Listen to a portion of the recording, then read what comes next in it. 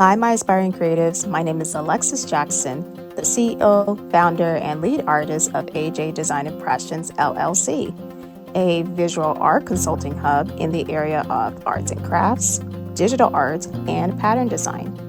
I'm super excited for this first mini masterclass in how you, as the aspiring artist, can dissect any project idea based on a given criteria.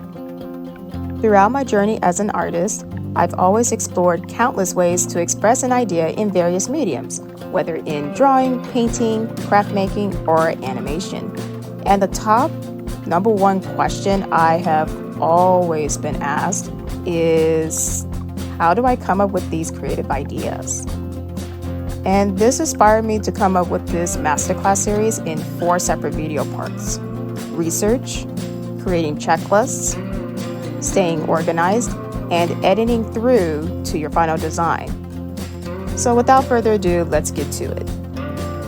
Now, I cannot stress this enough, even through the multiple art mentors I've had throughout my life, the importance of this video, part number 1, research. I understand the exciting moments of gathering the best art materials you can find and start making things right away.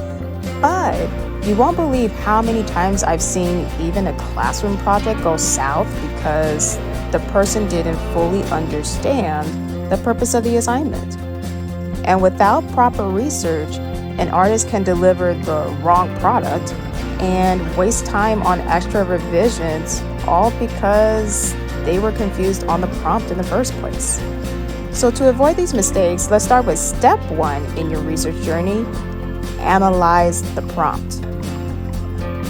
This is just a made-up example of an art contest managed by a school district.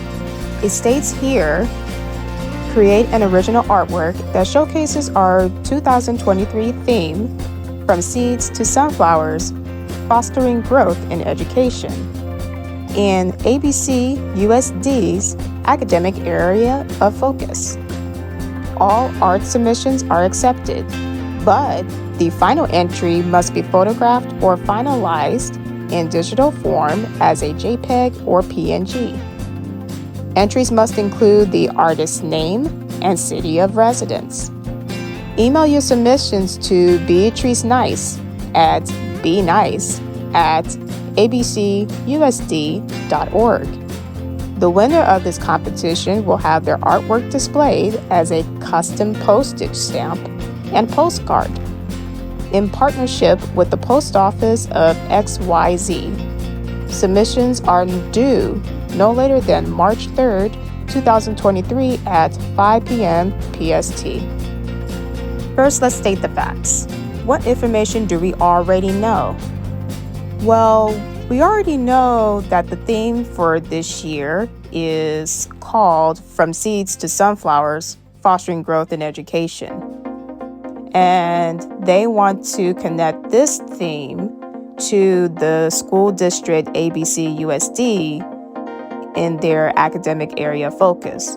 We also know that the final entry must be finalized or photographed in digital form as a JPEG or PNG. And it's the fact that they actually accept any type of art. It doesn't have to be a painting, a drawing, or a photograph. It can actually be a sculpture of some sort. So that is what I'm considering. It also says in my final entry, I have to include the artist's name and city of residence. And I email all of this to this person's email address. At the same time, my final artwork has to look good on a postage stamp and a postcard. And since they're partnering with Post Office XYZ, I'm assuming I'm going to have some good exposure with my artwork. Lastly, I got to make sure that it's due before March 3rd at 5 p.m. Pacific Standard Time. Second, are there concepts that I don't know or don't understand?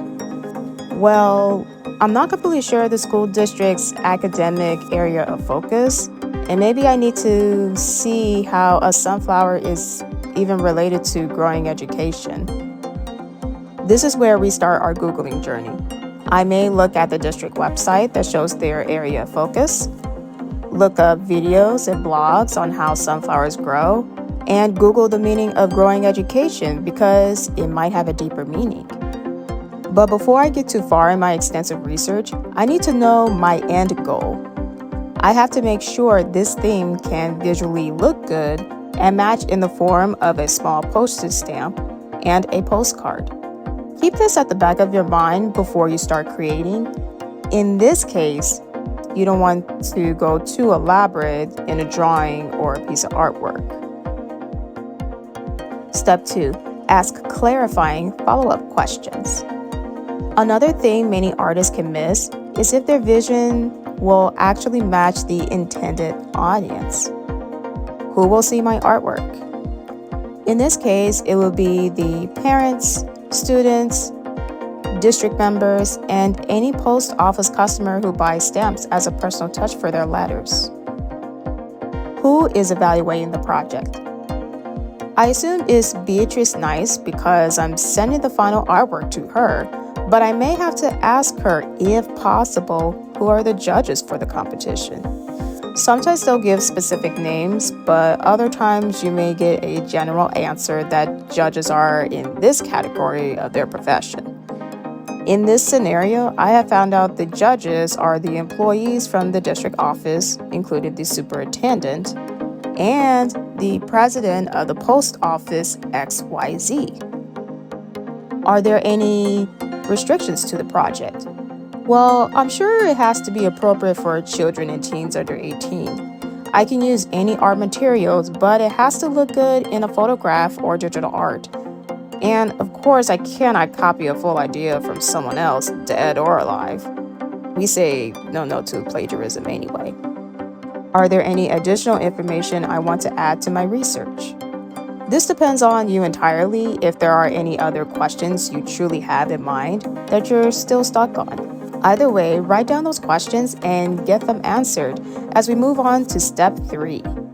Find supporting material to your project. Now we can really dive deep in the Google maze to find pictures, videos, blogs, articles, and more to support our project idea.